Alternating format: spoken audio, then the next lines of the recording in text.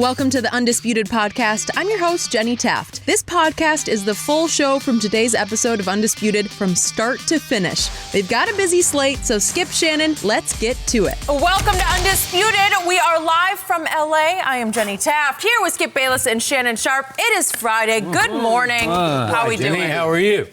You know what? I'm starting to think the best player on the planet lives in the Staples Center basement. I don't know who that guy. What's his name? What is that guy's Kawhi. name? That's 4 straight games of 30-plus points. I don't know what got into him, but that guy who lives upstairs, he struggled against the Skip. poor Cleveland Cavaliers. It was the back-to-back. Second out of the back-to-back. You know that, Skip. I don't know that, but I can't wait until that Tuesday before the Super Bowl when they meet again. Your day coming. Yep. Your day coming. Just make sure. I want that energy now. I want that energy during the Super Bowl week, too. I'm about to have it for this show. Yeah, I feel like today we are ready. So much to get to. Packed show. How important is Sunday's game for Aaron Rodgers' legacy? And should we be surprised at who will be calling plays for Dak in Dallas? But first, we are going to talk Titans-Chiefs in the AFC Championship. Patrick Mahomes said that he'd be even happier for Andy Reid than for himself if the Chiefs won the Super Bowl. To get there, though, they'll have to stop the Road Warrior Titans. Derrick Henry has been a force and is the first player to have 2 games of at least 175 rushing yards in the same postseason. And Henry will look to continue that streak Sunday in Kansas City. He has been on a roll, but Shannon, who wins this game? Skip, the Titans have been playing unbelievable, and I expect that to continue. But the Chiefs, I just think they can score too many points. I just think Patrick Mahomes is on another level. He's been great since he's been back from that knee injury. That cost him to miss about 2.5 games. They lost his first game back in Tennessee, but he threw for 446 and 3 touchdowns in his first game back. And last week when they fall behind 24-0, he didn't panic. He was unbelievable down the stretch. The Titans defense, Skip, has used the turnover to create short fields and to produce points. Patrick Mahomes, though, on the other hand, has been great at taking care of the football this year. Only 5 interceptions, and they've been great at home. So I'm going to take the Chiefs, and I think this game is going to get away from the Titans late. I got the Chiefs 33-20. And I understand the Chiefs need to make this game. They can't do what they did last week. They can't, and the thing, what happens is, Skip, is when you get a punt block or you have some deficiencies, the other team looks and says, okay, this is where we can get them. I think Andy shores that up. I think the special teams shore that up.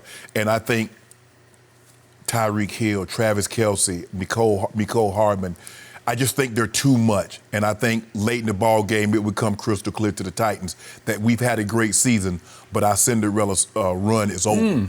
And I believe the Chiefs go on to represent the AFC in the Super Bowl by the score of 33-20 over the Tennessee Titans. 33-20? Yep. And by the way, we already made one bet on this game in which my partner across the table gave me Titans plus 10. Yeah. You don't want to renege on that today? Nope. Okay, thank you very much. You're good with my homeboy. So, in this, the 100th season of the great National Football League, the fitting conclusion, what the NFL gods would proclaim to happen, should be Kansas City versus Green Bay in the Super Bowl, because that would be a rematch of the first ever Super Bowl, which was played out here in the Coliseum. That was on January 15th of 1967.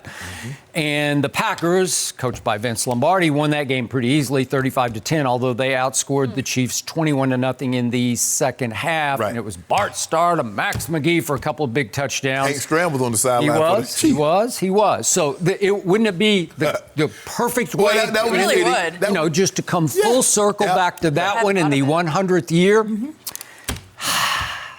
I have a nagging suspicion that ain't happening. In fact, my gut feeling is just the opposite is going to happen, and we'll get to the other game in just a moment. But remember the Titans. It was a great Denzel movie. Yep. And my nagging suspicion is it's becoming the tagline for these NFL playoffs. It might even become the hashtag for these NFL Titans. Remember the Titans. So you might remember that I picked the Titans, I think you also did too, to upset New England at New England. I did. We did. We both did. And then the next time around, I picked the Titans to upset Baltimore at Baltimore. Yes, you did. And I told you how much I hated making the pick because I wanted to see Lamar in this Super Bowl. Right. That obviously did not happen. So you can say third time will not be the charm. You ride it. But I'm doing it again. I'm going to pick the Tennessee Titans to pull off the quote-unquote upset at Kansas City. And this time, I don't believe it'll be an upset. You called it the end of the Cinderella story. I don't think they're Cinderella anymore. I think they're just legitimately the better team this Sunday at Kansas City. I think the Tennessee Titans are the mentally and physically toughest team left in all of these playoffs. Of all the four teams, they are the mentally and physically toughest and the best coached of these four teams. You might agree with that. Mm-hmm. Oh, yeah, they definitely. And I believe the most unstoppable weapon left in these playoffs is not Patrick Mahomes. It's number 22 for the visiting Titans. Yeah. It's Derrick Henry, who I've started calling Eric Henry because he's the next Eric Dickerson. And we're about to have in just a few minutes sitting right here the real-life Eric Dickerson to talk about Derrick Henry and his chances at Kansas City. You know and I know, if that man does what he did to New England and to Baltimore, to the Chiefs, they're going to have a hard time winning this game. Absolutely. If he goes for 180 or 190 or 200 plus, they're going to have a hard time winning this game. Hard. And I'm going to remind you that the Chiefs during the regular season ranked 26th against the rush. Mm-hmm. So you would think advantage Titans there, right? Yes, absolutely. You would think huge disadvantage Titans when it comes to quarterback. I'm not so sure about that. Oh, it is a disadvantage. You know that. Okay, I hear what you're saying. I have never been a Ryan Tannehill fan, and when I made my prediction of Tennessee winning at Tom Brady, I said, I can't believe I'm picking Ryan Tannehill to upset Tom Brady. Ryan Tannehill didn't have just a good year. He quietly had a great year. Yes. He is easily the most underrated quarterback left in these playoffs. Absolutely, yeah. And to me, I believe he's the most underrated playoff quarterback since that kid from Michigan drafted in the 6th round helped carry the New England Patriots in 2001 all the way to the Super Bowl through the Tuck Rule game, obviously. And Tom got hurt at Pittsburgh and got a little help from Drew Bledsoe, and then he pulled off that last-ditch drive for the last-ditch field goal to win that game in the Super Bowl. I think Ryan Tannehill is going Tom Brady on these playoffs, because the note I saw yesterday from Pro Football Focus that was the most shocking Pro Football Focus note of the year was Ryan Tannehill, they graded number 1 in the regular season of all quarterbacks. They said he graded out the best. Yeah, Bayless, that'll be the equivalent of somebody coming half the year and becoming valedictorian. The hell you say? But you're not going to be valedictorian after no 8 games. He played 11 games. No, still not enough. Okay, 11 to me is out of 16, so that's 11/16 of the season. No. What about the other 5, he'd have stunk it up.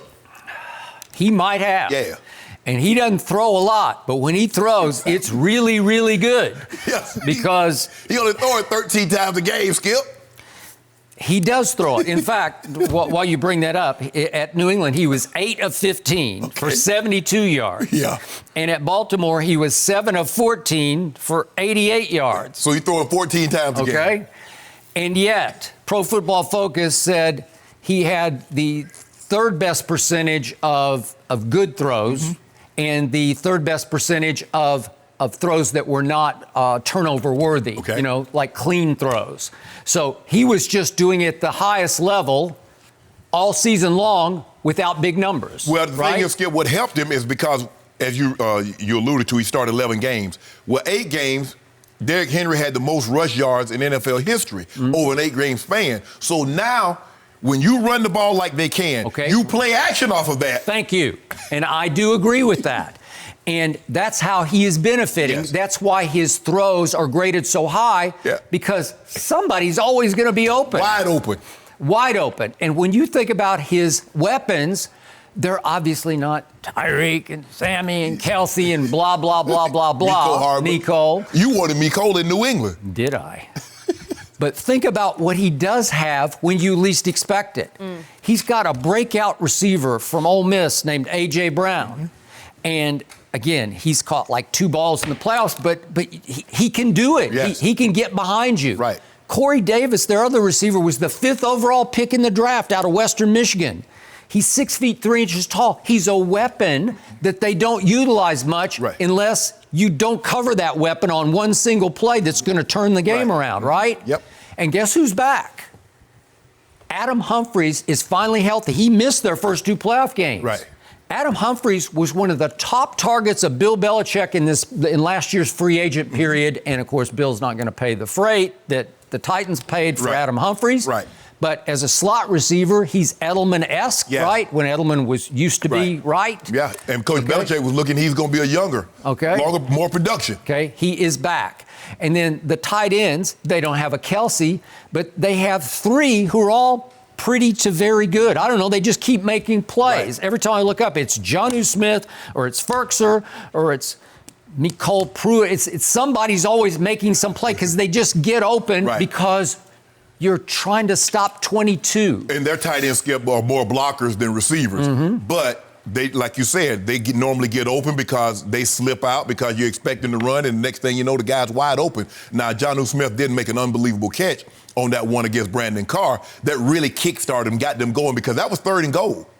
It was 3rd and goal. So speaking of that play, could we see 4 straight plays that this guy, I don't know how he did it, but Ryan Tannehill made these 4 throws that changed their season, because the first one came to the aforementioned Adam Humphries. If we could see this. This is 23 yards against the Chiefs. With only 23 seconds left, he hits Adam Humphries for a touchdown that won the game. That made it 35-32. And there's the one to Ferkser. That was 3rd and 8 from the 15-yard line at New England to ice the game. And here he goes again. There's Jonnu Smith. And it was a really great catch, but it was a pretty good throw, too. And then just when you least expect it, this made it 14-0. What? Yeah. Where did that come from? Khalif Raymond out of Holy Cross, undrafted. Yeah. What? Holy cow. Exactly. Right? That's what the Ravens were thinking. Okay, and that made it 14-0. So those look, just as we just do eye test on those throws, we say, those are really good throws. Right. Because Ryan Tannehill was a first-round pick. You know, he's pretty good. I never liked his sort of mental makeup at Miami. But he is in a new comfort zone with talent around him, and he's got talent. Yeah. And all of a sudden, he's making 4 or 5 key throws a game, maybe even 1 or 2 key throws a game, that puts you in a hole. Those 2 throws we just saw at Baltimore made it 14-0, and then here comes number 22. Well, that's the thing that's going to benefit Kansas City the most, if they can take care of the football, because they pride themselves. They got 14 points on turnovers from the Ravens. They got a pick 6. Because, Skip, if you think about it now, they only scored 14 points offensively against New England. Okay. The short fields. You can't give this team short fields. What they try to do, they try to shorten the game. They are trying to limit, because if I'm not mistaken, Skip, the last week, I think Kansas City had about 13, 14, maybe even 15 possessions. Well, Tennessee, you give Kansas City 15 possessions, you're going to get blown out. Okay. They're trying to limit those possessions, maybe 9 tops. If you're lucky, you can squeeze out 10. But they're not trying to give the Chiefs a whole lot of possession, Skip, because you're asking for trouble. They're trying to shorten this game. Derrick Henry, I expect Derrick Henry, if this game is close, to get somewhere between 30 and 40 carries. He's getting no less than 30. I agree. No less if the game's close. Okay. Now, late in the ball game, he might 4 or 5 times in a row, they just hand it to him, and we dare you to stop him. Okay. So he could end up around 40. But Mahomes, Skip, is that he's done a great job of taking care of the football. They average about 27 points at home during the regular season, and he missed a couple of games, if I'm not mistaken. You factor that 51-point effort, it goes up to 29 points. So we know that the question is, can Tennessee, minus turnovers, get to 27, get to 30-plus points that is going to take to beat my homeboy at home? Can they get there minus the turnovers? I don't believe they can. I believe they can. And I have just running the football? Yes, and with key throws. Okay. Big time key moment throws, quality throws to receivers you're not thinking about. And I left one out. There's this little guy named Dion Lewis who used to be a Patriot, and he's just sitting there as now the backup back, but he can really catch it and get loose with it. Right. So remember I brought up his name. Yes. Remember the Titans, Yes. remember Dion Lewis, and remember what I've told you all along. They have had a recent history of party spoiling. They love to go on the road with their mental toughness. They went to Jerry World a year ago, midseason, and just embarrassed my Dallas Cowboys on Monday Night Football. They went to Cleveland when we all thought this is the new it kid Baker and the it team with Odell. That started and Cleveland's Jarvis. downfall. It was the beginning of the end for the Cleveland Browns. It was 43-13, and I don't think they psychologically ever recovered from that game. Right. And then at home, I'm going to remind you, this is not a road game, but at home, they kept falling behind to my homeboy, my road boy. 10-0 they were down. 22-20 entering the fourth quarter, then 29-20 they were down in the fourth quarter. That's when I thought it was over. Okay, I did too, but they just kept saying no, no, no. So they showed you they can do it that way or they can do it on the road. Then they go up and basically, I think, ended the New England dynasty. And then they went and ended the season of the team we thought was by far the hottest, best team in football, Baltimore. Yep. These are not little things. They're big things that are adding up to the biggest thing, which would be winning the AFC Championship game at Kansas City. And Braver can also hang his hat. He's like, hey, guys, you remember 3 years ago? Yeah. We went to this very place. They jumped out 21-3, and we beat them. Okay. Derrick Henry, you remember what you did? That kind of got you on the map. You went for $153 in a playoff game. All right. So he always has that in his back pocket. Like, this is not foreign to us. We've come to this building before and had great success. The question is, Skip, again, can they, minus the turnover, get to 30 points? Because I believe it's going to take at least 30. Now, I got to score 33-20.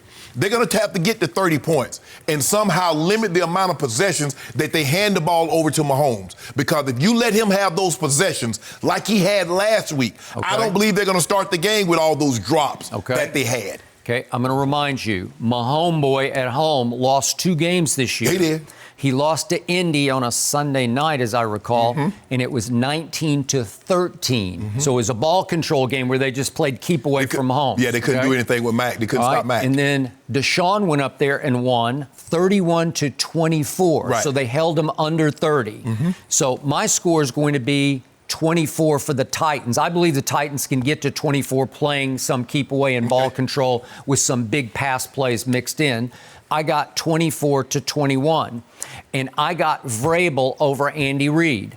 I like Andy Reid personally. I think he's a really good man, but there's something about Andy Reid in the biggest games I don't trust, and you're going to have to trust him. You're going to have to hope that my homeboy and his weapons overcome Andy Reid in a big game because he is currently 1-5 in championship games, either NFC or AFC, right? Yep. 1-5. Yep. Do you trust him in this game? I trust Eric Bieniemy, who's going to be calling the plays. He will be. He dialed that thing up last week. He should have been a head coach, but we'll talk about that another day. Should have been a head coach. Yes, I trust Andy Reid. I trust Eric Bieniemy. But this game is Skip. The question is the defensive tackle, Chris Jones. He hadn't practiced yet. No. Now that he missed the last game. He missed the last game, so it's going to be very interesting. They need all their able bodies to slow down Derrick Henry. You can't let Derrick Henry have a head of steam and he's to your linebackers or he's to the third level, which is your secondary. That's not going to bode well. So they're going to have to hunker down and stop Derrick Henry early and deter them. Make them. If Ryan Tannehill throws for 300, 3-4 touchdown, Skip, you walk to the middle of the field and you shake his hand. I cannot let Derrick Henry have 30 carries for $175, 200 yards, and 2 touchdowns. I can't allow that to happen because that's going to minimize the opportunity that Mahomes and the offense have. But of all the teams left, Skip, people don't talk about the Chiefs' offensive line. They do a heck of a job protecting Mahomes. Yeah, I agree. That's what's good. Can they pressure Mahomes? Can they take them? Can they force some turnovers? I don't see, without those turnovers, how they get this done. So I'm going to stick to it. And you mentioned T.C. Williams. My best friend, Keith Burns, he was the last one. He played for Herman Boone, who the movie Remember the Titans was based off of. T.C. Williams, they're the last one to win the state championship. I think Mr. Boone passed about a month ago. But I remember that, Skip. We played Tennessee in Baltimore, and you was at in Tennessee, that divisional game in 2000. And when they were playing, that's all they played, Remember the Titans. I don't want them to get another yard. We got a bunch of yards. We didn't get that many, Jenny. But we won the game. Because we out-hit them. Love that movie. You out-hit them. You out-everything them. Most physical football game I've I think they about to double us up on yards. I think we had like 100-something yards. I need to watch this back. Yeah, oh yeah, it was a physical game. Remember these Titans. They're the story of these playoffs quietly building, and I just think they're a little better than the Chiefs, and I think they have all the X factors, like even a Kevin Byard I didn't talk about. He's really good, and I'm pretty sure... He's going to have to play deep. Well, he's going to have to guard Kelsey. I'm pretty sure he's going to... No, that's going to be Logan Ryan. I don't know. That's going to be Ryan. Ryan, because he does because he covers the slot. I just think Kelsey is just too big for their secondary guys to go individually. Now, they might try and double him, but when you double him, that means you got to single up somebody, Mecole Hardman or Tyreek Hill or Sammy Watkins. So it's going to be Mahomes' job not to make up his mind, predetermine where he's going to go with the football, because I believe he'll have time to throw it. And if he reads it and not predetermine and give up a big hit, because he had Hardman on the post, the one that he threw to Tyreek, and Tyreek got hit, got the big blow-up hit. So, Skip, look, it's right there for the Chiefs. I don't know if they'll get very many more opportunities because the deck was wiped clean once New England got out the way, once Baltimore got out the way. Yeah. They won't have a better scenario, because if Baltimore had won, they would have had to take their show on the road. They get another home game. They get another bite at the apple. You don't get very many bites, Skip, especially in consecutive years like this. So I'm going to leave you with this. I remind you, early in that game last Sunday, the Chiefs were dropping balls all over the place because they were feeling the pressure. Yes. And they fell behind 24-0 at home. Just don't forget, they fell behind 24-0. But that wasn't Vrabel over there. That wasn't Derrick Henry over there. That was the Texans. Right. That was Bill O'Brien. That was a team that's not as mentally strong as this team is. Right. So obviously, you fall behind 24-0. This game would be way over at 24-0. Because the thing is, Skip, but now the thing that separates the Chiefs from the Ravens, when they fell behind, the Ravens aren't equipped with their running game or the way they play offense to come from such a deficit. You have no problem, ask Patrick Mahomes to throw the ball 50, 60 times. With those weapons, you hope it doesn't have to come to that, but that's why it was so easy for them to race a 24-0 deficit in under 10 minutes, because they're such a big play, quick strike. Everything was like 1-2, boom, touchdown, 3-4, touchdown, 6-7, touchdown. And next thing you know, you got a ball game and you can see it, because the momentum's going to swing. And I'm a firm believer in this, Skip. How many points can you put on the board when you have the momentum? Because the other team's going to get it. The Texans, they got 24 out of their momentum surge. Sure. The other team came and got 48 after their momentum surge. So that's the key. So the Titans are going to do their thing, but can you minimize the damage? Okay, Titans, Mahomes going to make a run at you. Can you minimize his damage? Okay. Because if you can't, it's going to get ugly. Well, in one way, I hope you are correct about this, because for the league's sake and for Fox's sake, I would like to see Patrick Mahomes in the Super Bowl against Aaron Rodgers. It would be great. So you want the State Farm Bowl, huh? Yeah. Those State Farm Bowl. But you'd have the young gun versus the older gun. Watch what State Farm love that. Hey, State Farm, y'all better give me a little something on that one. Yeah, really? My insurance for free. You can't tell them. You just got to do it naturally, and that then was they organic. reach out to you. That was organic. That wasn't organic. I said the State Farm. Oh, my bad. The only thing I don't respect about Mahomes or Aaron Rodgers is why would they sign with that agent? That guy's a goof. That What, you want mayhem? You want mayhem or you want flow? Well, no, I'm not talking about the State Farm agent. I'm talking about the football agent. Who is that guy? I don't know what his name is. You know, he's That's the way. I mean, he plays the role very well. Yes, he does. On that one. But I want to be all those people. You got a little lizard. I mean, there's a lot. I mean, there's money to be made there. Yeah. I'm interested. I think State Farm need to do your boy a solid. I've been with him for 30. It is a great story, though, to think about the history. I'm going to let Shannon just keep trying to get the money. No mercy. And the 49ers took out the Packers week 12. They sacked Aaron Rodgers 5 times and held him to just 104 yards through the air. While Kyle Shanahan told his team that game had zero relevance, Niners defensive lineman DeForest Buckner voiced some concern about Rodgers, saying he has, quote, the wrist flick from hell. Rodgers said all the pressure was on San Fran since they are expected to hold court and win. So, Shannon, who wins this game? Take it to 49ers, Skip. And I don't believe it'll be as lopsided as it was the first time around, because I believe the Packers will make the adjustments that needed.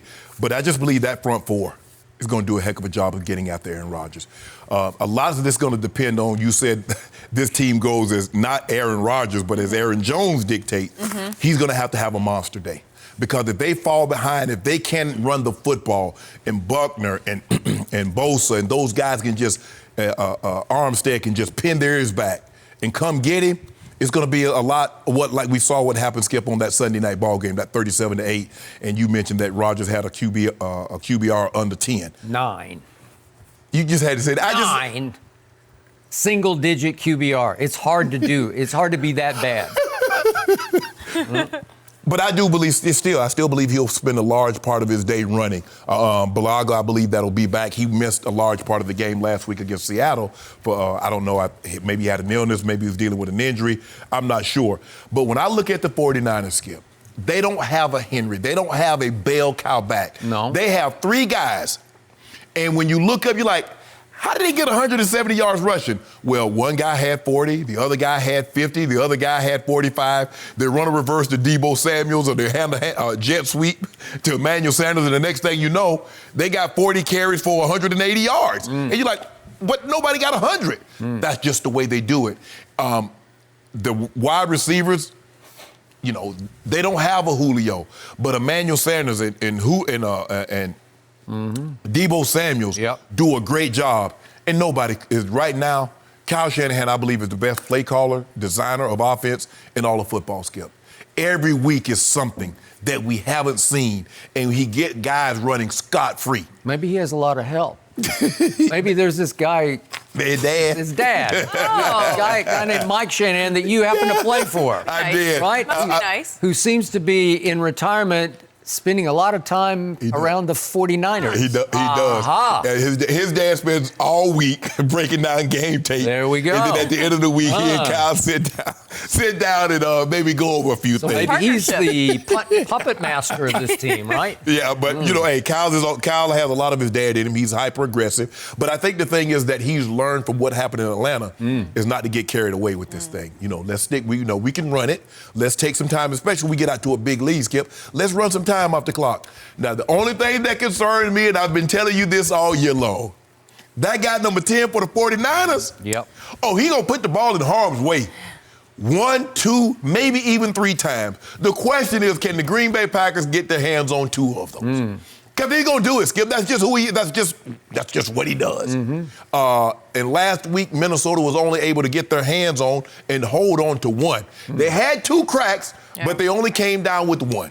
The question is that when he puts this ball in harm's way, how many will Green Bay get to and hold on to? Because they need extra possessions, Skip. I believe the 49ers are the better football team top to bottom. Green Bay has the better quarterback. But from top to bottom, 53 players, 49ers are better. And the only way I believe they lose this game if Garoppolo puts it in harm's way. I believe they minimize the damage that he can do by running the football 40-plus times, and I believe they win this ball game 28-17 over the Packers, and they're the representative of the NFC in Super Bowl. Okay. So I have had to sit across from you for, what are we up to now, 3 years and about 3 and some change. Months. And about every day on this show, I have had to put up with you telling me about how great Aaron Rodgers is. And I keep saying, just show me. Just do it. I need to see more because he is a transcendent thrower of the football, says Hall of Famer Shannon Sharpe. That he is. In fact, he is the greatest thrower of the football there ever was. Yeah, that's what might be only temporarily, though. Old homeboy coming. Okay, he's coming. But again, all along I said, I give you spectacular throws. I don't give you consistency. I don't give you consistent productivity. I don't see consistent winning because his legacy, for me, is spectacularly overrated, his playoff legacy. And this is a huge opportunity for him because his team is a 7.5-point underdog. So if he is that guy you say he is, he should rise above this game. He is matched up with a guy you do not trust. No, I don't. A Jimmy G who's going to throw it to them as many times as he's going to throw it to his guys, right? And they just have to catch it because it's going to come unpredictably. It's going to come with a lot of velocity. He's got a big arm, and you just have to catch it and cash it, right? Yep. Okay, so to me, this is perfect for Aaron Rodgers because if he's that great, he should rise above this game. He still has a good team. They're a good football team. They're a good football team. But, Right. but I think the thing that's working in his favor, Skip, and we've said this, is that if you give him a top 10 defense, where he has that now, but the thing that Aaron has working in his favor, nobody thinks he has the better team. The thing that, John, it was bad that John lost those 3 Super Bowls, but nobody, John Elway, but nobody thought he had a better team than the Giants or Washington or 49ers for sure. So that's what Aaron is up against, Skip. Now the thing is, maybe the Giants. It was closer. It was closer. Skip, Go ahead. I know. LT was the MVP that year. I know. It's Phil Simms. Phil Simms, sort of say, well, and he had a historic game, 22-25. He was out of his mind. He was. Yep. So the question is, and Aaron, is that the games that he's lost in the playoffs, Skip, they give up 51, they gave up 45, they gave up 38. He lost in overtime, I think, to the Cardinals. He lost twice to the Cardinals. Remember when he didn't get the ball, he tied it up with the Hail Mary to Janice, and then he doesn't get a chance to get the ball back because Cardinals go right back down the field and score in overtime. So his defense has my thing is, let's say just for the sake of argument, Skip, his defense gives up, say, 40 points. Are we going to hold that against him? Now, I think the thing is, if they get into the fourth quarter, this is a nip and tuck ball game. 49ers up 24-21, and Aaron has a chance to go down there or get the game time field goal, send it to overtime, or the game-winning touchdown. But if this game is out of reach by the time we get to the fourth quarter, I don't think we're going to hold that against him. So I think San Francisco is much better in many ways, including even quarterback. No. Because Jimmy G has become this year's Eli Manning. In that half the time I'm watching him and I don't think he knows where he is. He's just like kind of blinking and wide-eyed like Eli was. And all of a sudden he'll throw a pick, but he just forgets about it instantly. Yeah. Eli led the league in interceptions 3 times. He could have a miserable 3 quarters and then he'll throw a party on you in the fourth quarter because he just has no memory. Right. It just goes away because he just keeps doing what he does. And Jimmy G has amazing bounce-back powers. He was pretty awful against your Vikings. Right. Yeah. Kirk Cousins was a little worse. Yeah. But still, Jimmy G all year long would bounce back Right. and make a play. And he bounced back at New Orleans, where he was sort of hit and miss throughout the game. And he makes a play to Kittle that wins the game. Yeah, right? and they were down early in that ball game. They were. And it looked like New Orleans was about to give them the death blow. And you forgot, you mentioned Kittle. I believe he's probably the best. He's the best all-around tight end when you factor in catching and run and blocking. Skip, he's an unbelievable blocker. You just watch him, and he's taking defensive ends and he's pushing them clear up the field. And you said that the 49ers have the better team and maybe even the better quarterback. So now you can understand why Coach Belichick wanted to do what he wanted to do. I'm glad you told me that, Skip. Because I didn't know, because for a second I thought you were still like, I can't believe that Coach Belichick wanted to make a change from Tommy to Jimmy G. But since he's better than Aaron Rodgers, you could understand why. No, I think he's going to be better than Aaron in this game because Aaron's not Aaron anymore. Yes, he is. His stats have slowly faded into the sunset over the last 3 years. And this year he fell all the way to 18th in QBR and 23rd in adjusted completion percentage when he was clean in the pocket. He had the longest time to throw of any quarterback in the league this year. What was it, 3.8 seconds on average? Well, Skip, I mean, he can buy time. Your guy's a statue. He can't buy time. He doesn't run at all anymore. So he's got time because he's got a really good. And by the way, Bulaga is back. Yeah. He missed most of he missed most of Sunday. Yeah. Game. Yep. So he missed most of last week. Okay, but think about this. In a clean pocket with all that protection, Aaron was 23rd in completion percentage.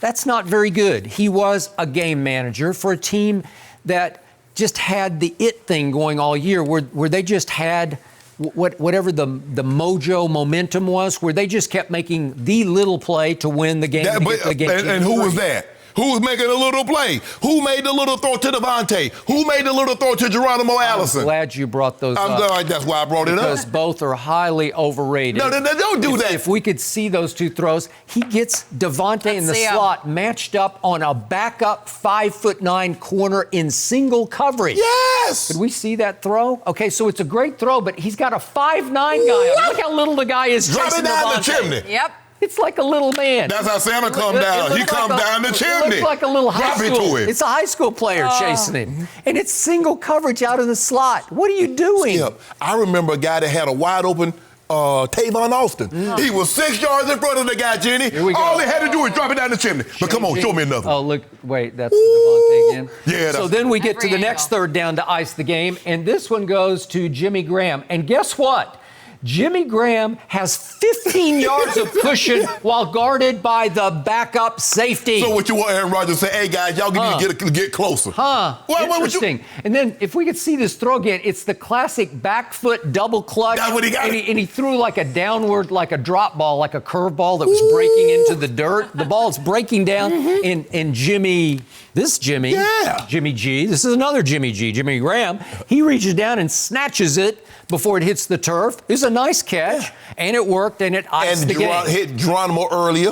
Okay, and that was another third down. And that was a bad throw. In fact, on the game, I believe our man Troy Aikman said that was not one of his better throws. It was interesting. I've seen guys throw some great passes that wasn't called. And yet, they got to play the Seahawks, who were without Chris Carson, their best back, and without Rashawn Penny, their second best back, and without C.J. Prosise, their third best back. And so you're down to a sixth-round pick named Travis Homer and what was left of beast mode. Blast from the past, and he could run 1 yard. He just couldn't run 6 or 8 yards. But right? I told Skip, I tried to explain to people, you do know people that just don't get up off their couch and play professional sports at a high level. That's what you got to do. Yeah. And you make two throws that are guarded by the wrong people. Those two guys, the 5'9" cornerback and the backup safety, they had played like 6 or 7 plays in the game. How did they wind up on the plays guarding the guys? Did you know the Packers, Skip, I don't know if you noticed this, that the Packers were 9-1 in one-score games. The guy that was the GOAT, Jenny,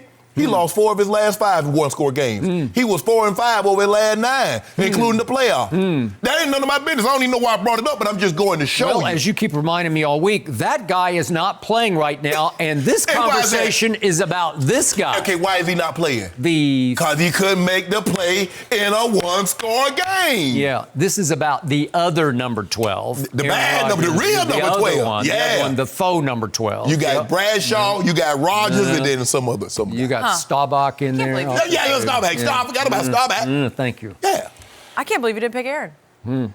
Honestly, I'm surprised. But I am not my business. I'm kind of disappointed in you. Not my business. I thought that was your You guy. got no guts, no courage? What? Oh, you think I can't go against... Hang with your man. I can't go against a Shanahan? Oh, come on. Okay, well, so that's what it is. So there's a little of that. Yeah. Did you guys see this story that LaFleur was the best man in Robert Sala's wedding? So how about that for Small World? Both 40 years old. They coached together Central Michigan. It's a story I read this morning, and it blew my mind. How small of a world the football world community is. You see? Now we understand why certain minorities don't get jobs, huh, Skip? Oh, now we... That is... I guess we got to be the best man in somebody's wedding. That's not the direction I was trying to go. I know. Makes sense. I just really thought the dynamic of the two knowing each other so They've well. known each other. They go back to Matt LaFleur and Kyle Shanahan. As well. They go back to Houston. Yeah. When Kyle was the offensive coordinator, he took him to Washington. When Mike took over, he came with him to Atlanta. And then when he went to San Francisco, now he's the head coach. No mercy.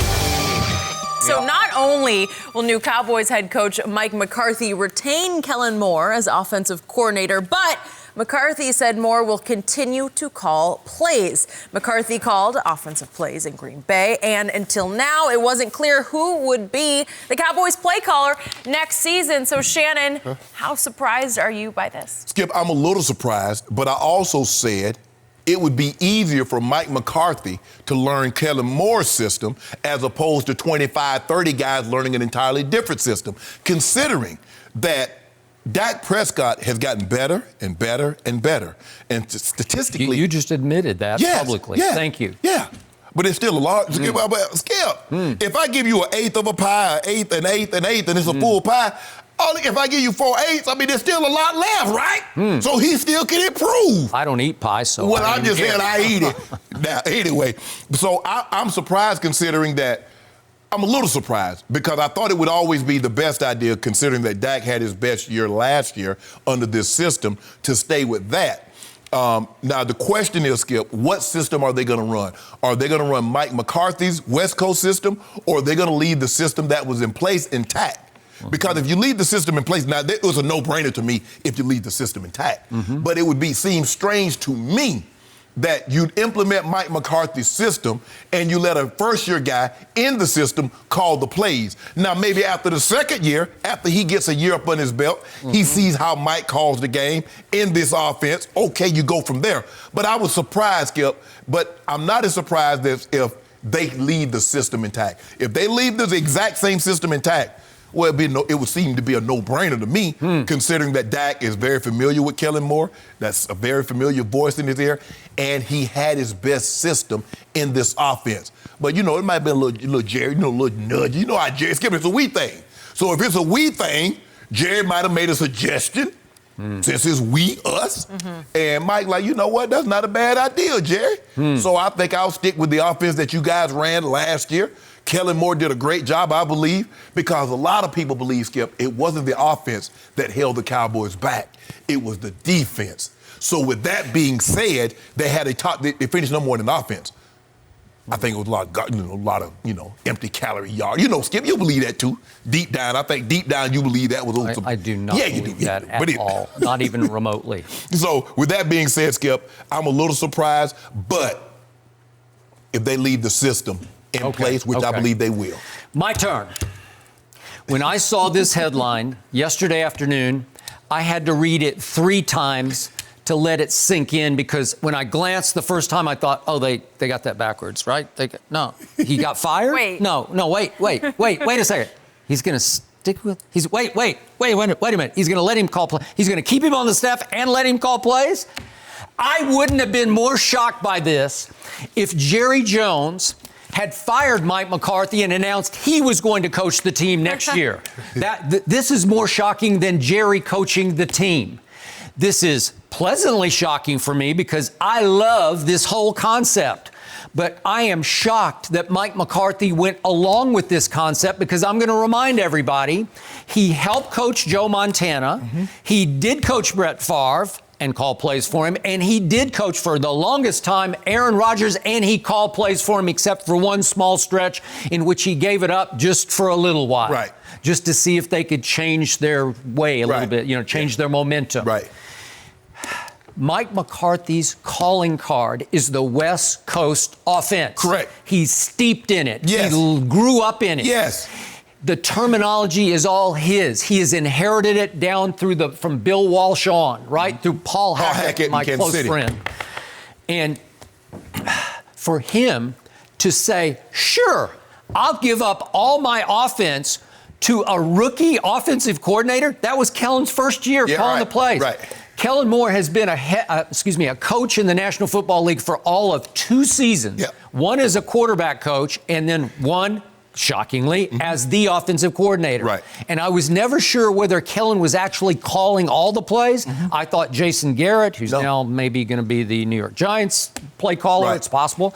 But I thought maybe Jason had a lot of input into it. We're not sure. I don't know that. I don't know about key plays such as 2nd and 2 at the 11 against the Vikings, so when it's gone Dak, and all of a sudden it goes Zeke, and they lose. So that might be Jason Garrett's fingerprints. So how much did Jason fingerprints touch when Dak threw for all them yards against Washington or against Philly? That's the point of this. you can't argue with the success that Dak had last year. No. And it was a quantum leap. It was, yes. He put up historic numbers. And I don't want to go through all the minutia of it, but what he was doing was staggering to me. And I think staggering to you, even though you dismissed about half of them as empty calorie garbage time yards. They were. And he just kept bringing them all the way back into games. They're not garbage if you get back in the game. No, Skip. We don't call it a comeback until you actually take the lead and win the game. All right, so there's only one way this happened. I got to give credit to Jerry Jones. Okay. Credit, because this had to be a condition of even offering Mike the job in the first place. Right. Remember they talked about we had like a 12-hour session that went into the wee hours. It probably went toward dawn, knowing Jerry and Steven and Jerry Jr. Yes. And they had themselves some beverages, and then all of a sudden, as the sun was about to come up, my God, I'm going to offer you this job. Yeah. Well, something had to be told to Mike McCarthy that we are going to keep our play caller, we're going to keep the same offense, and we're going to keep all the same terminology. Right. Because McCarthy acknowledged, I'm going to leave the terminology intact. Yes. Well, then we're not going any West Coast. No, you're not. This is what it was. This is the Jason Garrett offense. Yes. Same play caller. And overseen. Or Scott Linehan hybrid. However you want to do it. You Right. can do that. I'll give you that much. Now overseen by Mike McCarthy, but a condition of offering the job, which he was begging. I think he was like on his knees for the job because he wanted to coach America's team. Right. And he's been out for a year. And I think he was a little bit desperate because he likes the cupboard's not bare and they're right there on the verge. And he thinks he could snap his fingers and take this team over the edge. We look at the jobs that are available. Carolina, Giants, and Cleveland. Okay, Okay, give me a choice. I catch the Dallas Cowboys with what they have. That's correct. Or I can get these other three teams. Duh. So Jerry negotiated, and he said, Mike, I love you, man. I'm going to let you hire all your assistants except one. He might be the key one, but you're going to keep our coordinator and you're going to keep our play caller. Yeah. You're going to keep Kellen Moore because Dak loves him. Right. Remember, 2 years, Kellen was the backup to Dak. Right. He was third string, actually, Right. but whatever. He was on the team. Correct. And they clicked. Yes. They connected, and Dak trusts him. Dak's in a comfort zone with Kellen Moore. Right. And again, you can't argue with the success these two had together last year. So Jerry's saying, I want to go forward with this. I agree with you. The defense is what needs fixing. Right. But you don't have a problem with this, though, do you? No, I don't have any problem with it. I'm just shocked by it because, to me, Mike McCarthy's a made man. He has a Super Bowl ring. He coached 13 years in Green Bay, and I thought he'd come in with banging his fist on the table, Jerry, you can't do this to me. I'm better than he is. Yeah, that's what he would say in the interview. I'm just better than Kellen Moore. But guess what Jerry told him? You are a made man. You have a Super Bowl, but you're without a job. You want the job or not? Correct. And who holds the cards there?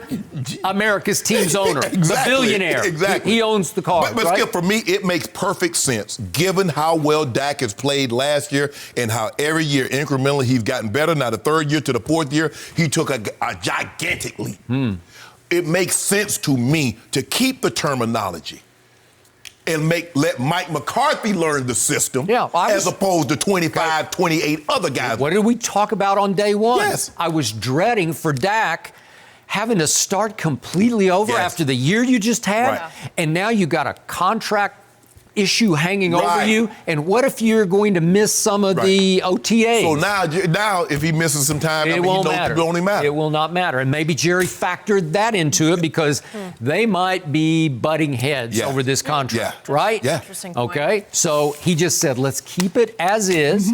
And now, what does Mike McCarthy do exactly? His input will be what? Well, we set the practice schedule, what time we leave. All right. Is Mike McCarthy just a figurehead? No, I don't think he'll be a figurehead, Skip. But when you're in a situation, you want to coach. Yeah. And the option is the Dallas Cowboys. Obviously, the Cowboys, with what they have, the cupboard's not bare. You don't know, we don't know what Carolina's going to do with their quarterback situation. The one thing you do know, the quarterback situation in Dallas is set. Yep. Okay, what's going to go on in Cleveland? Is Baker Mayfield, is he the first year Baker Mayfield or last year a sign of things to come? Mike wanted no part of that. Right. Honestly. And he wanted no part of that owner. Right, and then the Giants. Okay, I think the Giants have some nice pieces. I think their defense needs repairing because they got nice pieces on offense. If they can just keep Evan Ingram healthy. Yep. But I like the skills Slayton and what's the guy? Golden Tate. Mm-hmm. So they got some pieces. They do. Saquon, that home run hitter. And old Danny Dimes, you call him Danny Penny sometimes, Danny Change. Yep. Where is he at in your mind? Danny Dimes still? Yeah. Up for debate? Maybe still? nickel. Maybe Danny Nichols. Yeah, I'll give you Nichols. Well, I'm glad he short-changed him that last game against the Eagles. But hey, Skip, I was surprised too because you heard all this, West Coast, and he's hiring his own staff. But how do you go from, I haven't talked to Kellen Moore, and so we'll see where that goes to. Not only did you talk to Kellen Moore, he's on the staff, to he's the offensive coordinator, and now he's calling the plays. Boy, that thing happened quick, didn't it? That escalated quickly. Well, that's a line from Anchorman, which you do not know. I do not know. Yeah, I don't know. I do now. It did escalate quickly, Skip. Well, we can see if we can find a role for Kellen Moore. Well, he might be the quarterback's coach. Because, Skip, why would you stay and be a quarterback's coach in the NFL when you can go be an offensive coordinator at college? Yeah. Because remember, he did consider going back to University of Washington, his home state. And he probably would have. Coordinator. If he was going to be a quarterback's coach. Wow. And now he's calling. He went from being a Husky to, wow, he's a Cowboy. He's it, man. Yeah. I think it'd be hard the thing is, Skip, this will definitely fast track him to being a head coach. Maybe. In the NFL. Because we see, Skip, he strings together another year like what he had. Because look at Joe Brady. Joe Brady went from quality control to offensive coordinator at LSU to offensive coordinator to the Carolina Panthers. What a rise. Now, he puts together a couple of years, and guess what? Joe Brady's going to be a head coach in the NFL. He will be. He's only 30 years 30, right? Exactly. I was going to say 30 Kellen Moore, what, 29? 30? Sure, he's right in there. You're right. So, within 3 years, one, if not both of these guys will probably be head coaches. Way to go, Jerry Jones. He finally did something right. Yeah. I'm okay with the Mike McCarthy hiring. I am great with keeping Kellen Moore. Okay. I'm just not sure what Mike's going to do now. Watch. I give it 2 years, he's going to be calling for McCarthy job. Watch it, Mike. I'm afraid I'm going to give you 2 games, and Mike's going to be calling the plays. That's what he does. No mercy. Aaron Hernandez's defense lawyer, Jose Baez, has been critical of the docuseries that was released this week. In an Instagram post, Baez said that the documentary was not even close to the truth and that the truth was left on the cutting room floor. When director Gino McDermott was asked about the criticism, he said he was not sure why it was coming up because Baez participated giving great interviews. Baez responded to the director's comments saying that he regretted being a part of the documentary. So, Shannon, how credible did you find the documentary? Skip, I found it very credible. Skip, this isn't making a murderer. This is not a whodunit. Aaron Hernandez was convicted of murdering Odin Lloyd. It's as simple as that. Now, Skip, we can get into the, and what Jose Baez is arguing. Well, they had his daughter. They shouldn't have did that. They didn't get clearances. Skip, what the daughter did was humanize this sociopath. No, I agree. Because prior to that, he killed a man in cold blood. His daughter made him human because that was the only time that he really showed any emotion. Yeah, I didn't get that criticism. Yes. I'm not sure what. But Skip, when you're grasping at straws, that's what you do. He said the family did not approve of it, so. Skip, and it says, well, you focus too much on his sexuality. Skip, I think the sexuality aspect was the turmoil that he was dealing with. Agreed. And I think a lot of it had to do, how did he end up here? Okay, Skip, I want to take that out. I apologize for them showing his daughter. Okay, we're going to take that away. We're going to say Aaron Hernandez is a heterosexual male. We're going to take that away. But the one thing you cannot take away, that he is a murderer. So let's argue that. What are the facts? What are the merits of that, Jose Baez? Are you going to dispute that? Well, all they did, they sit down and talked to a bunch of people, but they didn't know him like I knew him. Well, how did you come to know him, Jose Baez? Let me guess, did you meet him at a bar conference? Did you meet him, where did you meet at? How did you come to know Aaron Hernandez? Stop this. Skip, look, that's what documentaries do, Skip. They talk to people, and sure, I'm sure they would have loved to talk to Aaron Hernandez. Unfortunately, that's not possible. So they talk to some people. Now they want to talk, well, the high school guy, his ex-teammate said what he said. I mean, I'm sure they would love to talk to his mom, but his mom's not talking. considering the picture that how she got painted in the documentary. Yep. The last thing she was going to do is talk. Because they asked her, did you understand why Aaron would be upset when you did what you did? So she's not talking. I don't think the brother Skip, look, I don't know how forthcoming I'm going to be if my loved one would have done something like this. You think I want to talk about that? I grew up with the guy. I grew up with my sister. And have to talk about this. No, I don't want to talk about it. Say what you want to say. I know the truth. Move it on. But he's trying to nitpick.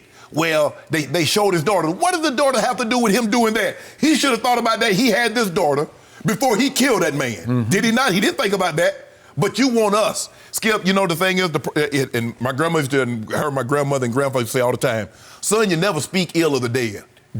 Well, hell, that don't mean I got to say anything positive about the dead either. That's true. And see what they're trying to do with CTE. Skip, I can assure you, there's a lot of people that's walking around that have CTE. Yep. They ain't walking around murdering people. That's true. So stop trying to paint Aaron Hernandez as this sympathetic figure because he gets no sympathy from me.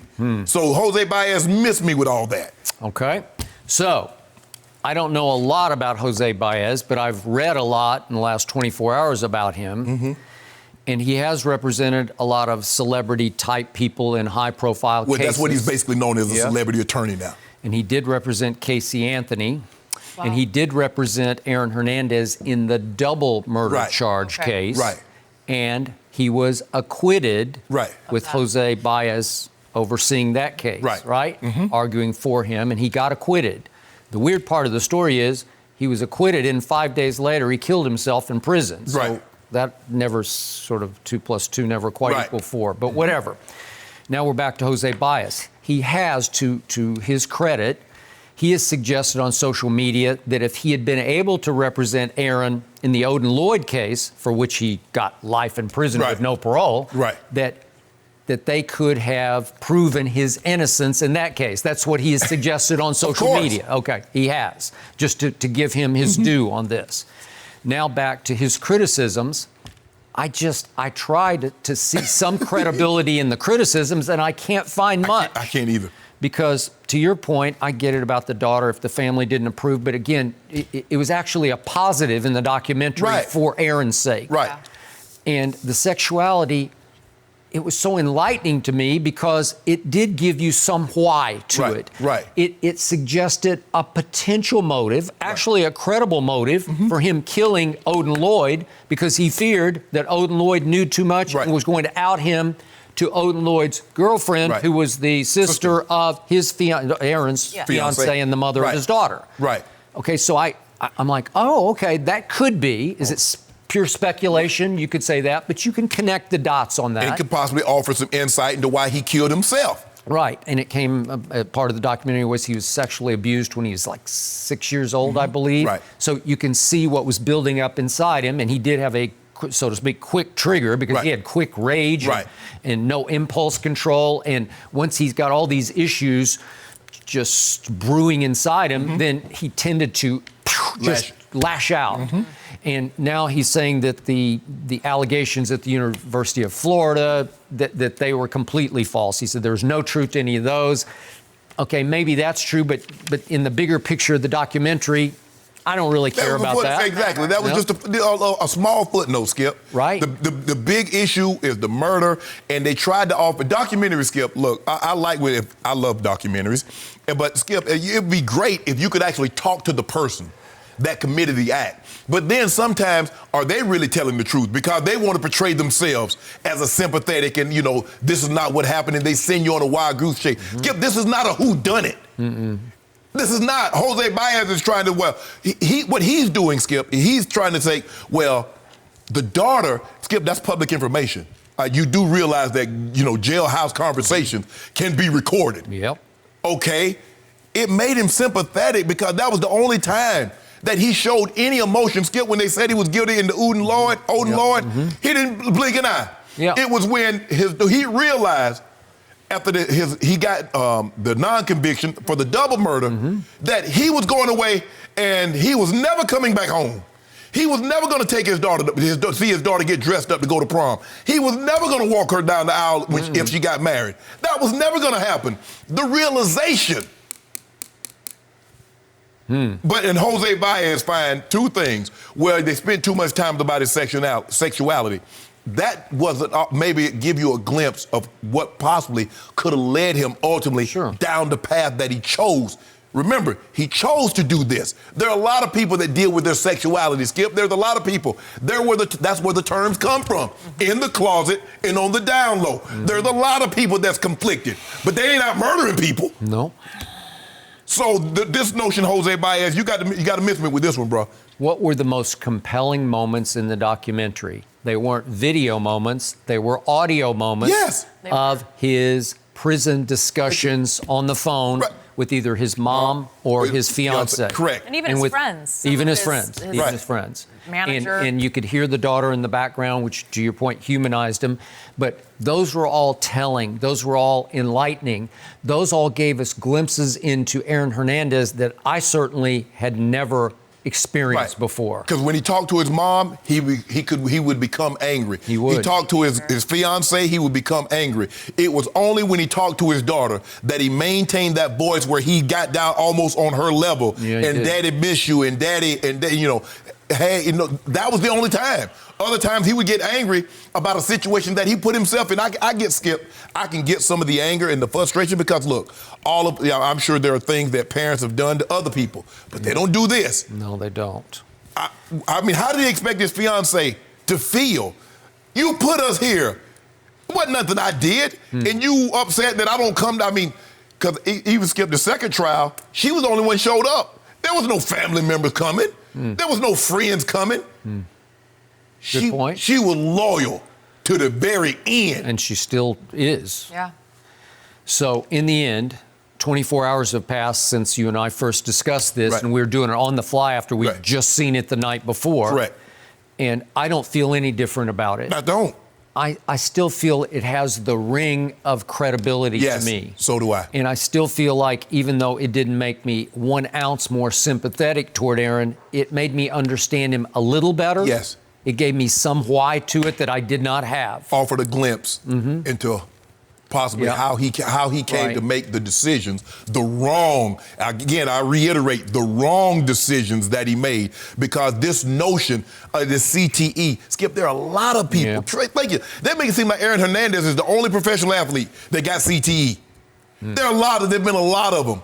And some of them have taken their lives tragically. But there's a lot of people that's dealing with this that's not murdering people. Yep. So I greatly respect the work of Jose Baez. Yes. But the point was they did interview him for the documentary. Yes. So it's not like they cut him out. Right. It's not like they ignored him. Right. They talked to him. Did they cut him out the royalties? I don't know. That might be what he upset. Well, send him a check for $42 and he'd done. Okay. I doubt that very seriously, but... It's hard. I keep thinking about the Lloyd family through all this. Yes. I think those are the people that are still hurting the most from this, and now it's going to be discussed in a whole different light. And I actually thought the documentary did a good job showing him as who he was. They didn't shy away from that. And I thought that was a really important. Who Odin Lloyd was. Yes, who he was, who he was to his family, and I thought that was an important angle that they did hit. Skip, do you remember the one that Aaron Hernandez and Jose Baez is talking about? They're working on. I think they're working on trying to get a deal with Nike, and he says, "Well, I don't think Nike will put a swoosh on the orange jumpsuit." No. Or didn't he ask for a gun sponsorship? Yeah, Smith & Wesson. You think I get a gun? There was delusion. So what about that, Jose? Did the documentary do a great job of discussing that? Did he do? Because did that happen? Because they got that on audio. That happened. Yeah, those conversations were all over the place. No mercy. Derrick Henry has been a force this postseason, becoming the first player to have 2 games of at least 175 rushing yards in the same postseason. And both of those games were as road underdogs against the Patriots and the Ravens. Now, the Titans will face the same situation this time against Patrick Mahomes and the Chiefs. And good news for us, Fox Sports NFL analyst Eric Dickerson is with us now. Skip has a new name for you. Yep. Oh, I got a new name? No, I got a new name for Oh, that's Number what it is. 22 is now Eric Henry. Yes. Because he is the new Eric Dickerson, right? All right, Eric. I'm curious, will Derrick Henry be enough to really pull off this upset? Well, let's start with this first. Let's look at the Kansas City Chiefs. The Kansas City Chiefs are not good against the run. I think during the regular season they're ranked 26th against the run. Close enough. So they're not good against the run. And the Kansas City Chiefs is not the same football team without Kareem Hunt having a running game. Okay. They can't control the ball. So for me, when I look at this game, it's certain players. You have teams that you have their number. You know those teams. You know those teams, Skip. You just got their number. And for me, that team was the Dallas Cowboys. Yeah, I had their number bad. I had their number really bad. I mean, anytime we played them, I'm like, I got y'all's number. I'm gonna get 100. You just don't know just how much I'm gonna get. I think Derrick Henry has the Kansas City Chiefs number. You go back 2 years ago, he ran for 150 on them 2 years ago. This year, he ran for 180. I mean, and Tannehill had just got in there to be quarterback. So it wasn't like he had a real quarterback to work with. But now I think he's a lot better. I think he's a pretty good quarterback. So for me, I look at this game as a game where the Tennessee Titans will control the football. They will keep Mahomes on the sideline with that pad in his hand. I mean, think about. They went down to New England and beat Bill Belichick. What is Bill Belichick known for? Taking away your best weapon. What's the best weapon? Derrick Henry. They couldn't do it. Yeah. The Baltimore Ravens, a team that was unbeatable. Nobody could beat. Oh, no, nobody gonna beat the Ravens. The Titans don't have a chance. They go down there and beat the Baltimore Ravens. Yeah. So, to me, I'm taking the Kansas City Chiefs in this football game. And you're taking the Chiefs? I'm sorry, I'm taking the Ravens. The Titans. You got it. The Titans. We're with I'm with you. You got it. You know what I'm trying to say. I'm everywhere. You're going Titans? I'm going Titans 28-24. 28-24. Okay. No, I agree. I mean, you make some very compelling points, but at the end of the day is that I just don't believe minus the turnover because they predicated taking the ball away or having short fields. They got a pick six against New England, and they got 14 points off a turnover from the Baltimore Ravens. The question is, can you go into Kansas City minus those turnovers and win a game? See, I believe you need to get to 30. You look at New England last year, Skip. It got to 30. They end up winning in overtime. Well, when they Sonny Michel that was Burkhead that scored that touchdown. But so I believe you got to get to that number. The question is, can Kansas City make it a game between Patrick Mahomes and Ryan Tannehill as opposed to Derrick Henry versus Patrick Mahomes? Because the Titans try to limit your possessions, especially if you can score. And that's what Kansas City can do. They got 28 points in under 10 minutes, which there are very few teams in the NFL that can do that. Some teams can't get 28 in a game. Yep. In 2 games, they got 28 in 10 minutes. They've got to force Derrick Henry. You got to make him check. ED, you know this. You got to make him stutter. If you let that man go 1, 2, 3 through the line of scrimmage, he's gonna fall for 7 yards. And he's going to keep Patrick Mahomes, and then that makes you get antsy. So now he'll start taking unnecessary risk. Guys get antsy, well, I got to make a play because I don't know. I got to make a play. And you get drops like you got last week. They started the game 3rd down, like 3 consecutive drops because guys they went down and scored. The Texans went down the field and scored. Okay, next thing you know, they score again. And then they block a punt. And so now the anxiety level raises because you're right that they got the Super Bowl. We 1 game away from the Super Bowl. This is what you work for all year. But I got the Chiefs. I believe they're going to win big. I got it 33-20 because I don't believe Tannehill's going to be able to keep up. You better hope that's the score. Because you gave me 10 points. I got the Titans plus 10. Oh. And I got my man Eric Dickerson saying Titans are going to win it outright with no points. No point. I can't believe I'm about to say what I'm about to say. But right now, Derrick Henry is a greater force than Patrick Mahomes. Even at Kansas City, Derrick Henry is the greater force on the football field. And we've heard for 5-6 years about the devaluing of the running back position. Thank you. Yep. That lie they told. And all of a sudden, here comes this guy, and I've never seen anything like this guy. And you keep saying, bigger body of work. Yeah. And then he does it again, and he does it again, and he does it again, and you still could be right. Maybe he needs 2 more games to show you he's that guy. No, Skip. I need a bigger body of work as far as sample size in the regular season. I mean, he had a great 8-game stretch. Or last year he had a great 6-game stretch. But to be, ED, you got to be top. You got to do that thing over a complete season. You got to do it over and over, but he's doing it in the playoffs. Oh, yeah. Think about it. Like I said, he did it against Bill Belichick's football. He did. And that was supposed to have been a great defense, supposedly. Yeah. Well, that's what helped TD get into the Hall of Fame. Yeah, he had a short NFL career, but you look at him in the Terrell Davis. Yeah. You look at him in the playoffs, 7 of his 8 games was over 100, and the 7th game was 91. And a lot of people knocked him for a very short career, but he's in the Hall of Fame. And this guy's on a Hall of Fame arc, I got to tell you, because what enlightened me the most was a week ago, this man telling me that he happened to run into Derrick Henry at a card show in Chicago. Yeah. And you said, wait a second, I think he's like 6'4 and a half, 260. Yes. Yes, Right? that's a big man. Okay.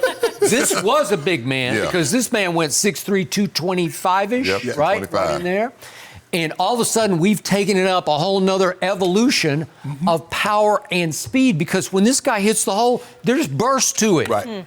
And I've been saying it, and it hurts my heart to say it, this guy's better than my guy, than Ezekiel Elliott. He's just better right now. I mean, what does your eye test tell you when he hits the hole? You better get out the way. You better get out of the way, because he's going to carry people with you. He's going to punish you all game long until in the fourth quarter, you don't want to tackle him anymore. Skip, you know who he reminds you of? He might be a bigger Brandon Jacobs. Okay. You remember Brandon Jacobs from the Giants? No, I think Brandon Jacobs was like 250 or 60, right? He might be bigger than Brandon Jacobs. Skip, I'm telling you, when I saw him in October, when they played, the Titans played the Broncos, and I'm standing on the sideline and I'm looking at him, I was like, ain't no way that man 247. I'm 245. But I'm telling you, when you see him, he just, I was like, dang. I said, I told him, I said, you a big running back. I mean, you know when you're going down the highway, in the open highway, and all of a sudden you hear, dun, dun, the diesel truck coming. Yeah. What you mean? You better get out the way. You better get out. That's what he like a big diesel. They say, here come Mac time. You better move on over, because this is a big man. Brandon Jacobs lumbered into the hole. Yeah. He just did it on sheer physicality and size and strength. This man can move. Yeah.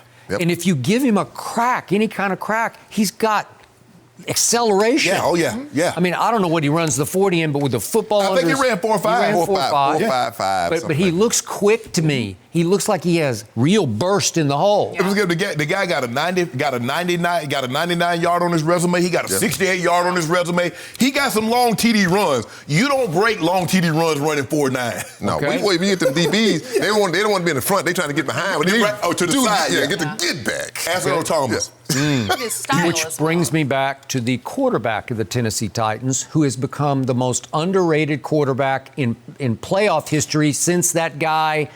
Who's that number 12 guy who played for the Patriots back in 2001 out of the 6th round, Michigan? Remember that guy? Oh, that guy. Oh, wasn't that Steve Rogan? Oh, Steve Rogan was 14. He was a little before that. That Brady guy. All of a sudden, this Tannehill guy, for whom I had little to no respect when he was a Dolphin, I didn't have respect for him before his draft. The Dolphins didn't have any respect. They dumped him. All he did was, by Pro Football Focus, have the best year of any quarterback. Now, you say, well, it's only 11 games. But it was 11 games. And Pro Football Focus says he was the best quarterback in football in those 11 games. Not volume throwing, because he doesn't throw many passes. Quality of those attempted. Right. And for those who have forgotten, at New England, he completed only 8 of 15 passes for 72 yards, and they won the game. Yeah. But he made the throw at the end of the game on 3rd and 8 from the 15-yard line to ice the game to another one of his no-name tight ends. And then he goes to Baltimore, and he goes 7 of 14 for 88 yards. But he made 2 throws that just knocked the lights out in Baltimore. One to another no-name tight end, and then one to some little kid from Holy Cross who can fly, right? So he's got weapons that you don't know, and the unutilized weapons are the 2 kids, A.J. Brown and Corey Davis, are really good receivers, and they barely catch any passes unless you don't guard them, unless you get a little too 22 conscious, and all of a sudden the reason Ryan Tannehill is so hot-handed, not throwing many passes, is because play action, they're stacking the box. It's a real play action. They're going like 10 in the box, right? Because you have to, after a while, just stack it and say, we got to stop him.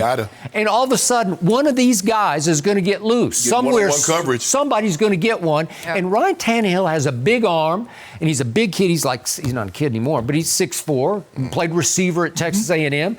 And all of a sudden, he's looking like Tom Brady early on in New England. Well, Skip, I think the thing is for the Kansas Kansas City, they're going to have to make Ryan Tannehill a worker, not a manager. You got to make him work. Because right now, he's just managing the store. He ain't doing no work. Derrick Henry doing all the leg work, Skip. He's doing all the labor. So you got to make Ryan Tannehill, okay, Ryan Tannehill, we got to get you somehow to throw 30 passes. We got to make you push. If you can do that, you got a shot. Yes. You got to make him work. Because right now, he's just managing. He ain't doing no work, Jenny. But it didn't have to because... I know, but I won't make it. The thing is I'm going to talk about the Titans' offensive line. When you run the football, offensive line really gets into it. I watch them. I mean, just like I remember when we ran the football. They're like, come on, let's keep running this ball. Let's keep running. Right, let's keep running the football. And, like you said, the play action is really play action. I mean, because they have to come up and respect Derrick Henry. Right. They have to. And it's going to make, it makes Tannehill that much better when a running back is a quarterback's best friend. Yeah. I mean, you look at that one that you talked about that he threw over the top. You look where Earl Thomas is. You look at the free safety that's in the hole because Marlon Humphrey think he has help to the hole because he's jumping outside. And the safety, because Henry, he had just broken. He left them looking at each other like, what are you doing? What are you doing? Marlon Humphrey looking at him, bro, where you at? You in the hole. You the whole safety. Where you supposed to be at?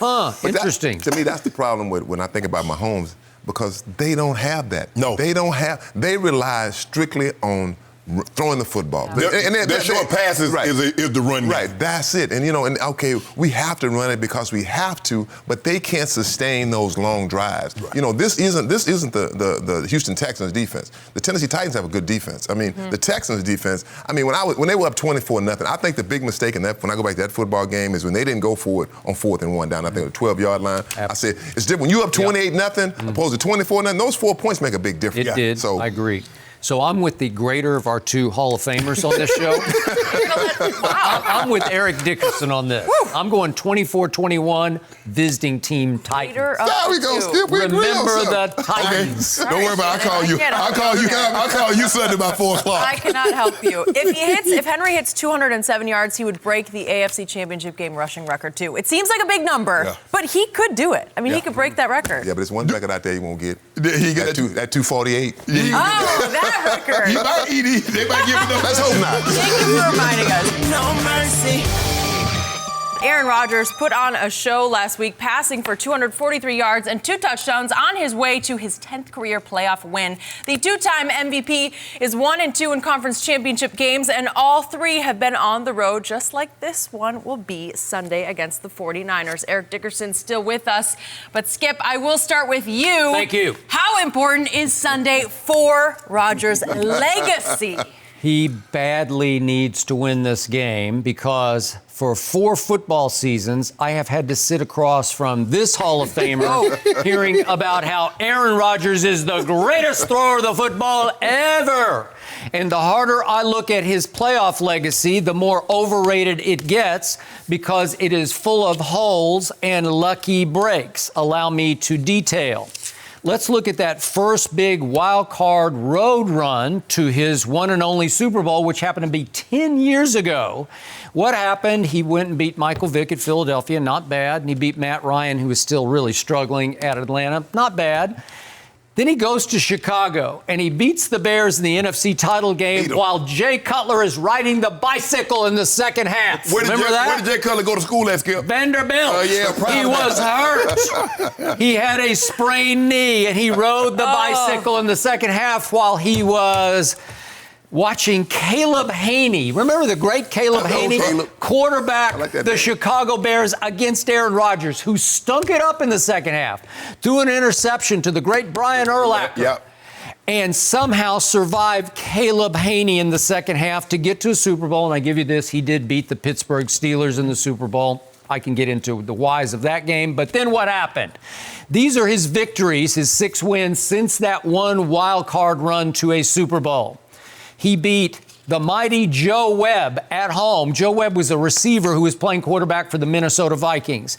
Then he, at home, he survived, luckily, the Dallas Cowboys because Dez caught it. We all know Dez caught it. And that's the break of breaks right there. Then he got to beat Kirk Cousins in a playoff game in Washington, really? Then he was the benefactor of the Odell boat trip game. Remember that? At Lambeau? I do remember when that. Odell just just crushed his team's psyche by taking the receivers to Miami South Beach, where we're going to be, to get ready for a game up on the frozen tundra. Way to go, Odell.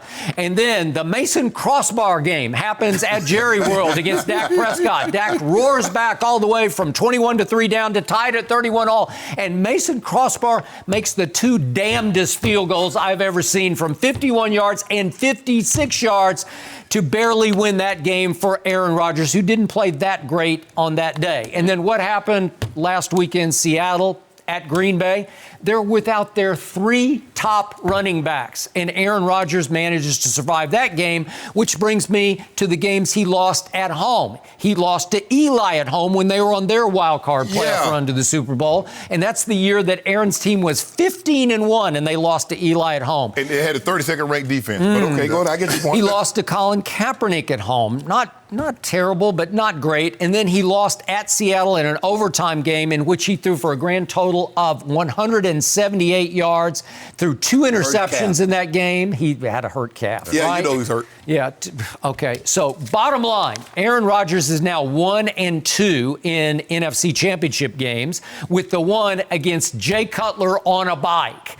And then again, they got obliterated in another one at Atlanta, in which Matt Ryan beat him 44-21. So I'm sorry, that's a really overrated playoff legacy. I agree with you, Skip. This is very important for his legacy because there are very few quarterbacks that have 2 Super Bowl wins and even fewer that has 2 Super Bowl MVPs. And I believe if they're to get to the Super Bowl and win it, he's going to have to play at an MVP level.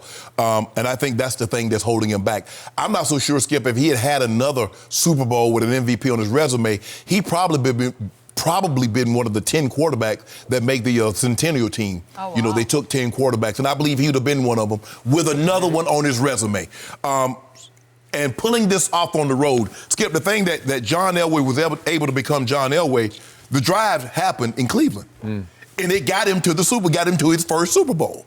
So when you can do things like Tom Brady, two of his first 3 Super Bowls, he had to go to Pittsburgh. So you get a lot more the degree of difficulty, and the more credit you get more credit for doing it on the road as opposed to doing it at home. Now, where you try to shortchange old Aaron Rodgers, I ain't gonna let you do that.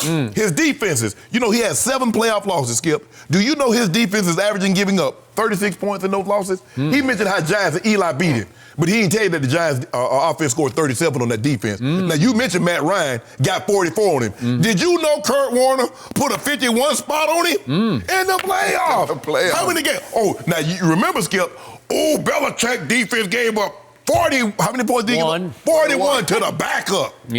Kurt Warner got 51. Matt Ryan got 44.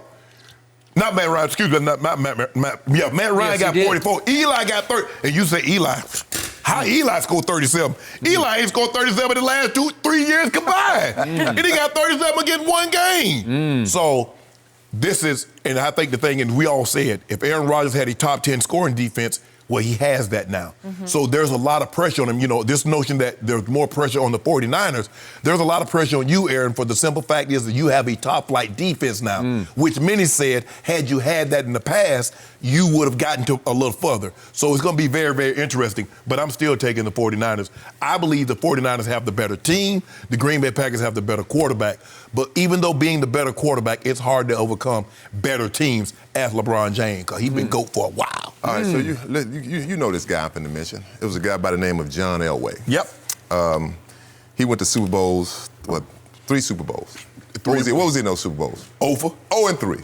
0-3. Matter of fact, he got beat 55-10 by the 49ers. 42-10? 42-10. Redskins beat up on him. The Giants beat up on him. But what did he finally get that made him get to the Super Bowl and win the Super Bowl at a late age? Running game. A running game. Just running back. A running game. And that is what the Green Bay Packers have now in Aaron Jones. Now, I'm not saying he's TD by no means. He's not TD. But, he gives him some help, something he's never had. When you look at Aaron Rodgers, he's never had a lot of weapons. It's almost like he has to do it on his own. He has Devontae Adams, he has Aaron Jones on offense. This defense, they say, it's not hit or miss. Right. It's not a Chicago Bears. It's not a great defense. It's not a San Francisco 49ers defense. Nope. I mean, I feel like that I'm going to have to take the 49ers in this game, but I do believe this. I do believe that Aaron Rodgers will win another Super Bowl before he retires, maybe even 2, because I think I say 1, I say maybe 2. That's what I say. That's what I say. Maybe 2, just like John Elway did late in his career. I mean, that's what. But you've got to have a running game. But in this football game, I've got to take the 49ers. The 49ers have, that defense is playing. They got 5 first-rounders on that defense. They coach well. They play hard. They're at home. They run the football. They run. I think last week they ran the ball like 12 times in a row, nonstop. So, I'm gonna take the 49ers in this football game. Who you taking? Well, obviously, I'm taking the 49ers, and I'm taking them big here. Whoa. Tell about. You talking about Aaron Rodgers, this transcendent thrower. No, I'm not. I'm saying he's not. His legacy is completely overrated, and you try weekly to defend it, and yet it's a huge opportunity for him. Because if he's the guy you say he still is, and you keep saying he's still that guy, which I have not seen all year because he is slowly eroded. All of his stats stop saying that. Well, they just have. He's in decline. But if he can rise above this game, he's obviously the better quarterback between him and Jimmy G. If we just go quarterback to quarterback, he should win this game. Since you like to put stuff in a vacuum, I know a quarterback that Jimmy G is better than and still playing. But that's neither here nor there. Skip Bayless, it's hard to overcome when your team, your defense gives up 50+. It's hard to overcome because you just said the guy gave up 41 in the Super Bowl. You blame Coach Belichick's defense. Now, Aaron Rodgers' defense gave up 44 to Matt Ryan. He blamed Aaron Rodgers. Yeah. I'm trying to figure. He's transcendent thrower of the football. You got to be better. Is Brady transcendent? How about that game at Seattle?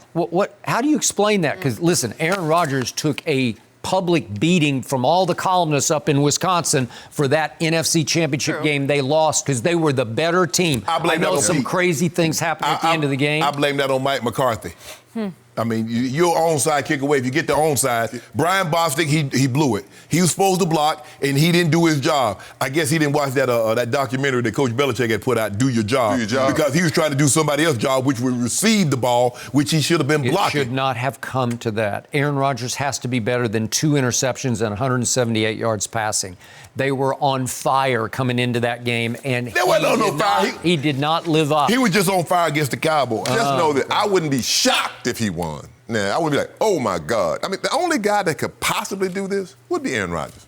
But I think he's going to be running for his life. Yeah. Well, I can't pick the Packers because I'm clearly from Minnesota, but I loved your storyline of what happened in 1967. And if they were to win and go back and face the Chiefs, 100 years, I love that. Full circle to Super Bowl I, played out here in the LA Coliseum. My homeboy going. My homeboy going to be there. That's storybook. It's a done deal. My homeboy book it. Yeah, good. Yeah. Storybook. Can I get some on that? Yeah, you get some. Oh, yeah, you already know you get some. Really? Yeah. No mercy.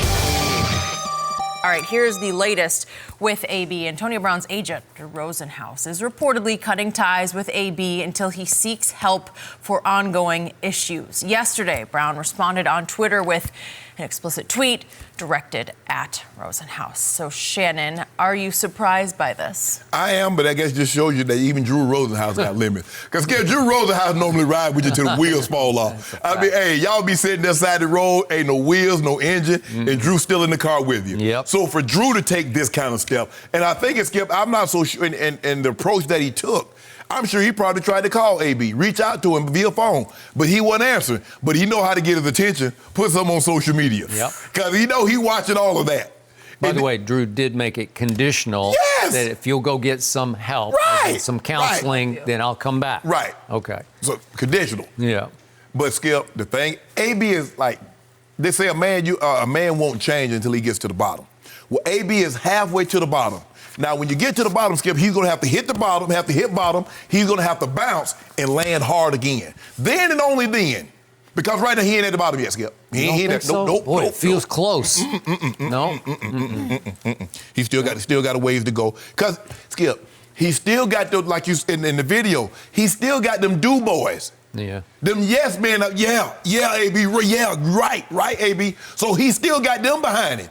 You got to remove them.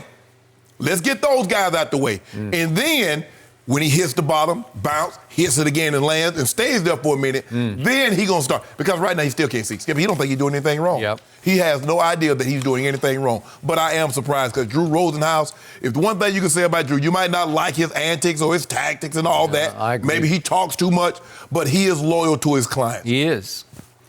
So you're probably right about not hitting bottom yet, because bottom for AB would be when nobody cares anymore. Right. When nobody even notices. When it's not a headline when he does this, that, or the other. Nobody calls to work him out. That's true. So last night when I read this headline, because I've known Drew for a long time, it's like, to me, this is professionally hitting bottom. When that guy says no, Yeah. he doesn't even want to be around your stench. You know, Right. I don't even want, this is bad for my business. Right. And Drew has taken one sort of bad actor client after another. He says, Terrell Owens. he says no to no one. To no one. So I started thinking back just over the last 6 months. Do you realize it's been almost a daily incident or social media meltdown by Antonio Brown? Yeah. We talk about him almost every day because he is still news. Yeah.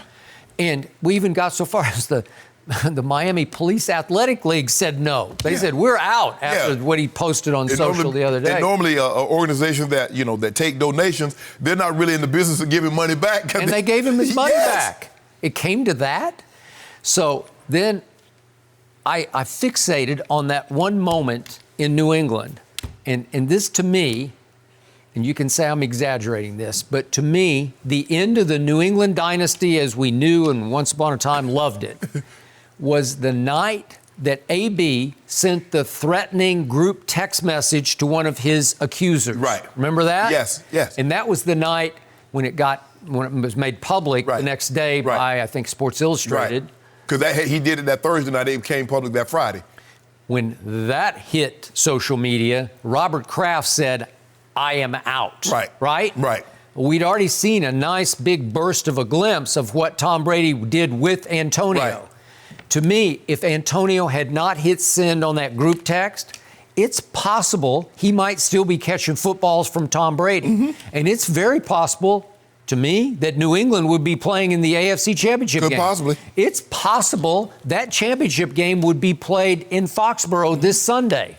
Right? Yeah. Because Tom Brady loved him some AB, and it sounded like AB loved him some Brady, because he's been posting lately, I want to go wherever Brady goes. That's the only quarterback I want to play with. Yeah, but the team said, nah, you ain't coming here. Okay, well, I got you. But was that not the beginning of the end, if not the end, for the New England Patriots? But, Skip, something had to be wrong with you. You goof off $30 million. Skip, all you got to do is make it to the season. And $15, $20 million is guaranteed. Just make it to the season. You're on the roster Tuesday. You good. He can't even make it that far, Skip. Couldn't make it. And I thought he'd found his new heaven on earth with John Gruden in Oakland. Yes! John Gruden loved him. Yes! Hard Knocks was all about Gruden and AB together, right? Love you, 84. Nobody's going to play with more energy this year than 84, right? Yep. And it just fell completely apart to the point that on the practice field, he humiliated Mike Mayock and said all kinds of nasty things to him, right? Accurate. And that seems to be his word. Because it was reported that he said the same thing to Ben Roethlisberger about the music. That is true. That seems to be his pet word. That's the word that he thinks that's going to get up under somebody's skin. But I'm going to say that word. It's cracker, right? Skip, I'm just trying to understand. He's on his IG Live, and he's like, I'm free. Bruh, you free now. Now what? It just seems like... It sounded good. It did. But it sounds like we're a million miles from him being declared eligible again to play in the National Football League, right? And it seems like we're getting farther away from it. Guess what's going to be one of the conditions in which he get reinstated? He's going to have to go sit down and talk to somebody. He's going to go sit on somebody that's charging about $250, $300 an hour, Jenny. He's going to go sit on their couch. And he's going to be doing it multiple times a week. Yep. That's going to be a condition. Now, if he thinks he's just going to say, oh, I'm going to go talk to the commissioner, and commissioner's going to forget all about this, no, bruh. You going to talk to somebody. That's a given. So if you talk about, because remember, Skip, he said, I'm going to do things AB's way. If they don't want to play by AB rules, so be it. I'm going to take my ball and go home. We're going home. Because I can assure you, you're not going to find another job paying $15 million a year. That is correct. I want to know how the classes go. Is he on the dean's list? Did he make the honor roll? What about the classes? I need you to report and sit. Hey, he showed his class list, and he will be taking something, basket weaving, billiards. I need you to send me a picture of them grades. I want to see them grades that you got. We never know what we're going to get from him. He won't even come to practice. So what? Why would a guy like him do online school? When you won't even go to practice that you making millions. Well, that sounds like a publicity stunt, which is what he dismissed the New Orleans Saints as, a publicity stunt. Everything he's done has been a stunt because that's why he wants to take. If you notice, everything that he does, he wants camera, he wants footage of it. Because what's the first thing he's doing? I mean, he's talking to, and he's recording it. He's talking to John Gruden. He got it. They got it right to there. You can hear John Gruden. So everything is everything. Very good point. Well, if he is forced by the league to go sit on somebody's couch, I will bet you that won't go well. I will bet you, and that will be reported back to the commissioner, and here we'll go again. Right? Commissioner said, I'm getting my 50 mil. My private jet, health care. So you do what you want to do. Yeah, this felt disturbing and sad with the agent, and I think just because if he's reaching out on social, then how bad is it really? If we're just seeing the minimum of what he's posting, he's always tried to skip. He's tried to reach out to him before he got to this point. AB probably just not returning any calls, or AB might have changed his number. But this is one thing that Drew knows. Or if I put this out here, or if Adam Schefter reports it, I'm gonna get a response. So he got the message. Drew's like, okay, I done my part. I put it out there so you know. Who can get to him? I don't know. I don't think any of us have an answer for him. Nobody. Welcome back to Undisputed. So before we get to the Astros, Skip, I actually have to ask you about something that happened yesterday. Yep. Mark Cuban took a shot at you. Do you have a message for him? I do. This is for Mark Cuban. I was made aware last night that you did take a shot at me on Twitter. I have no problem with that. You responded to my skepticism about your star Luka Doncic. That's fine by me. But I do reiterate what I've said many times right here on Undisputed. You, Mark, are invited to sit right here in this chair any day, anytime you choose. We can talk about anything you want to talk about, especially Luka Doncic. And I just ask you to please let us know when you want to be here because we await your answer. We do. Okay, let's do it. The invitation is there. Guys, more drama in the baseball world. Days after the Astros were hit with unprecedented penalties for stealing signs, new reports have surfaced that Jose Altuve and Alex Bregman reportedly wore devices that would buzz as part of the sign stealing. MLB released an official statement saying they, quote, explored wearable devices during the investigation but found no evidence to substantiate it. Despite this, players across the league have been up in arms, calling for accountability if the claims are true. So, Shannon, what is your reaction to baseball's cheating scandal? That's a huge deal, Skip. It puts a big stain. Yep. This is like the steroids, and it marked a lot of guys, and unfortunately they haven't gotten in the Hall of Fame, and there's a good chance they won't get into the Hall of Fame. Yep. Skip, his behavior after hitting this walk-off is not normal. You telling someone don't touch your jersey. Yep. All your teammates are on the field celebrating, and you go through the dugout, you don't celebrate with them. Yep. And you go through the dugout and he's holding it. Like, don't grab my jersey, don't take my jersey. And talking about, oh, my wife, last time they took my jersey off, my wife was uncomfortable. Man, miss me with that. Man, I am with you. Brandon Chastain kicked the game, penalty kick, Skip, without her sports bra. And you gonna talk about your wife was embarrassed. I am highly suspicious of that answer. Thank you. Look, the problem that I have is, okay, I got no problem you punishing the general manager lost his job with the Astros, AJ, the general manager, the coach, the manager, the GM, they lost their jobs. Cora, who was a part of this, they said he basically the mastermind, he lost his job with the rest. They say they they fired him. Carlos Beltran, who was a player, the man says, no, we don't want any part of this. I'm trying to figure out how the hell the players escape accountability. Because they actually committed the act. Yep. So, Skip, for me, this tainted. They got to put an asterisk by this. You put an asterisk by everything else. Yeah. For me, this is worse, Skip, because even though they said the player was on steroids, you still got to have the hand-eye coordination to hit the ball. It's a lot easier to Skip. I can play baseball if I know what the hell's coming. If I give me long enough to Shannon will throw the fastball. Well, I'm gonna start the bat early. It's gonna be an off-speed pitch. Yep. He knew what was coming. It is a huge advantage, Oh especially against Aroldis Chapman, who throws 105 miles an hour left-handed. If you know breaking ball, you have a huge advantage, and you can see in the footage that he stepped up in the box. He set up, because he knew it was off speed coming. And again, you still got look at this, Skip. Don't grab it. Don't touch my jersey. I agree. It's horrible. It's a real stain on the sport. Let me give you some historical context. Please. I started covering Major League Baseball and spring training for the Miami Herald my first year out of Vanderbilt University. So I'm going way back. I was covering the Los Angeles Dodgers right here in LA for the LA Times starting in 1976. So I'm going way back. Okay. And I want to give our younger viewers some real context about a game of baseball that is steeped in cheating. Yes. It had a long tradition of cheating that it embraced. It actually romanticized its history of cheating all the way back to Gaylord Perry. A lot of people won't remember Gaylord. He's in the Hall of Fame because he cheated. He gloated about, he bragged about throwing spitballs, which were quote unquote illegal, but he bragged about how he used various means and measures to doctor the baseball, KY jelly or emery boards or whatever he could do. And that got him in the Hall of Fame. What? So early on, I was shocked by this culture of cheating, the long tradition. It goes all the way back to Ty Cobb. If you ain't cheating, you ain't trying, said baseball. So all the Coras who came up, the Joey and Alex Cora, they came up through this. All the Latin players, they were steeped in the tradition of this is what you do. This is what baseball is. It's our national pastime. You look for every edge you can get. And during the game, the sign stealing, it was an art. Because if you're on second base, you look in and you try to steal the signals of the catcher, and he tries to change his signals. And the third base coach tries to lean in and see if the catcher doesn't cover with his glove, his left shin guard, because you can see his fingers that he's putting down.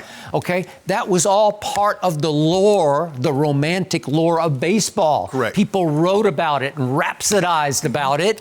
And then all of a sudden it led to, there's this new thing called anabolic steroids? Or it started out with androstenedione, which was a testosterone precursor, andro they called it, that was in Mark McGuire's locker, and it wasn't nearly as potent as real anabolic steroids, And then all of a sudden, well, if we do andro, why don't we do anabolics? So let's go to this because we get bigger and stronger, we can hit it farther. And baseball turned a blind eye to that for the longest. I used to ask the people in charge, how do you let this go? It's clear. Just look at what these behemoths in the batter's box. Well, it's great for the game because they're hitting chicks dig the long ball. Remember the Nike ad, right? Okay, so they looked the other way for the longest time until it started to be reported on and it looked bad for baseball. So we went from a summer of love that I covered every step of, Sammy Sosa versus Mark McGuire, the great home run race. And I got to tell you, it was great. It was some of the most exciting, entertaining nights of my life were following Sammy Sosa versus Mark. It brought baseball back. It brought baseball back, and then it just about sank baseball when it all came clear and got reported, Because here's the thing, Skip. In that situation, the managers knew, owners knew, GMs knew. They escaped punishment. They punished the players. In this situation, the players are escaping the punishment. Correct. And they're not doing anything to the people that actually did it. Okay, so here came a new commissioner, Rob Manfred. God bless him. And the first thing that happened, we had a little scandal going on between the Yankees and the Red Sox 2017, and he puts out a scathing memo, and he says no more. No more sign stealing, because now we're in the new age of electronic sign stealing. And we're also in a new age of social media. There's this thing called the internet, where people can maybe overreact, and it can be a little bit of a lynch mob mentality, but it can just run amok on you, and it can damage the credibility and the ratings of your game.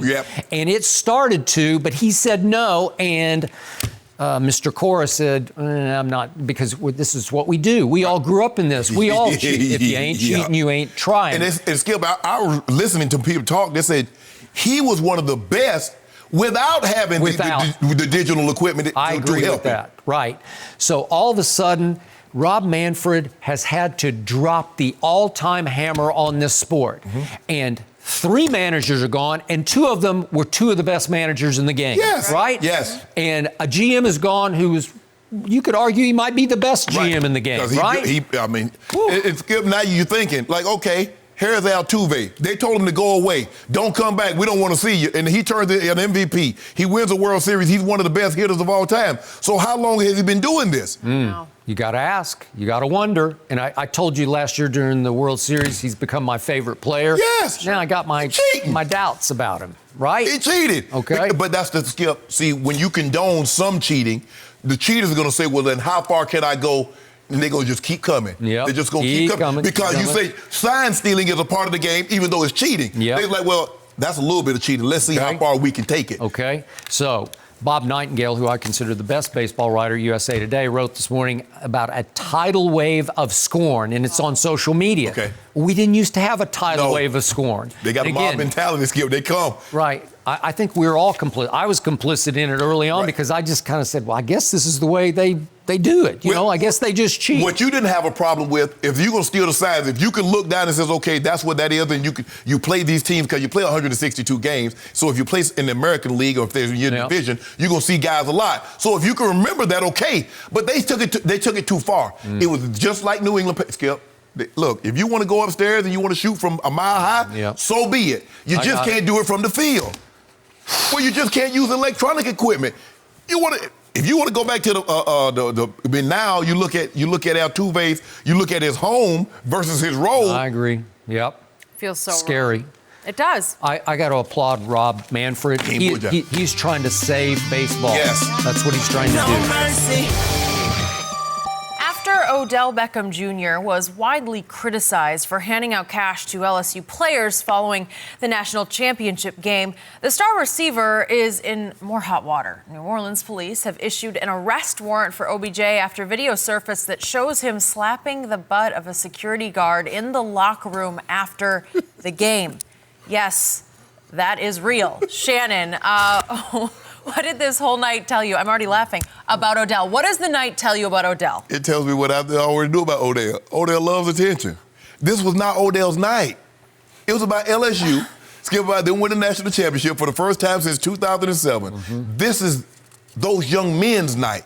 And somehow Odell managed to insert himself. He did. By passing out the money on the field. And Skip, I just saw a clip.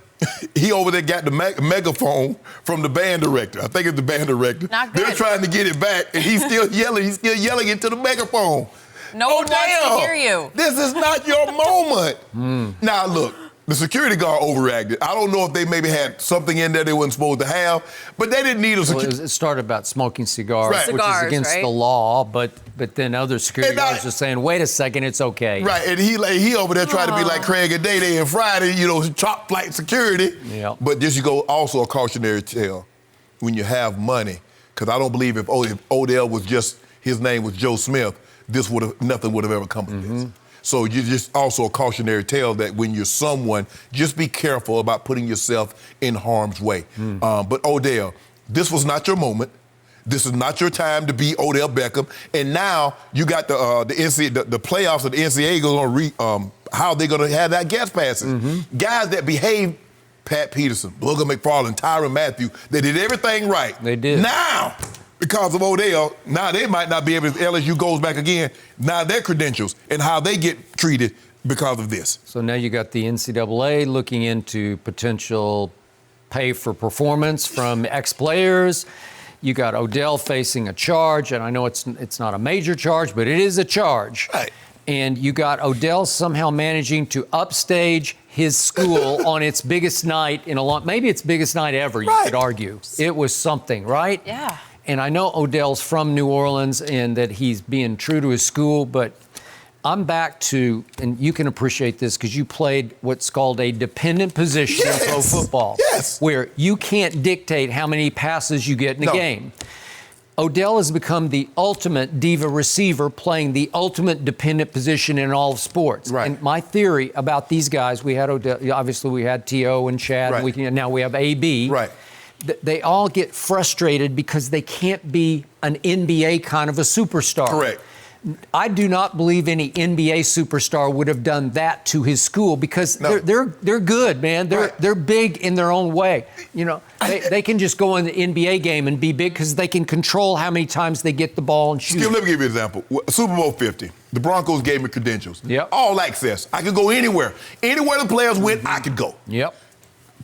Up in the suite. You know, I had a couple of friends coming, so we're up in the suite.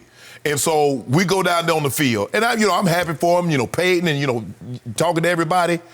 But there's like, hey, we got this going on. This is not Shannon's time. This is about Von Miller. This is about DeMarcus Ware. This is about Emmanuel Sanders, Demaryius Thomas. This is not Shannon. Shannon's had his time. I appreciate it. Y'all guys go have a good time. I left. It's not about me. No, but the real football games are not enough about Odell. He was frustrated from his year because it was a bad year. You know why, Skip? Because if you never had these moments, you try to steal the moment from someone else. See, if Odell had won a championship at college, if he had won a Super Bowl, he would know how to behave. Yeah, you're excited for your team, your alma mater. You think if Savannah State won the Division II national championship, I wouldn't be excited, but it's not about me. And then I act a fool.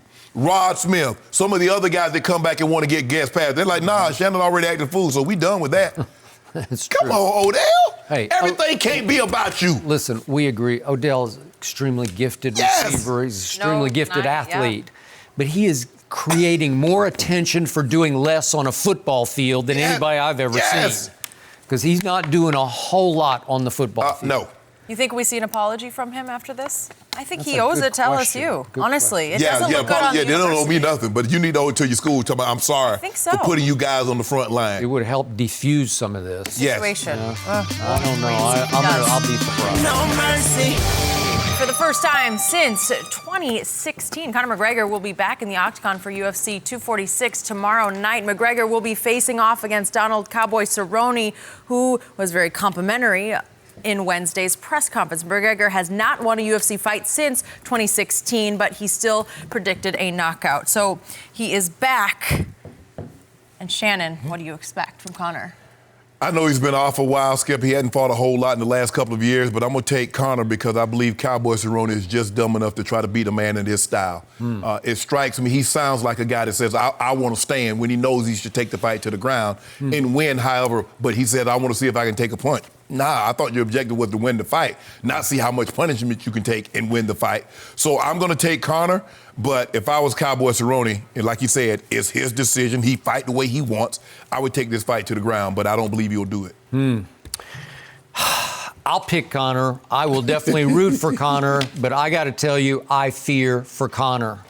I do not believe his heart is in this fight against this man. Well, Conor made almost $100 million boxing Floyd Mayweather Jr. And when you have that kind of money and you got proper 12 going so strong, it's hard to get back in the octagon with a man who has wanted you for 10 years. Cowboy's wanted him for about 10 years. Right.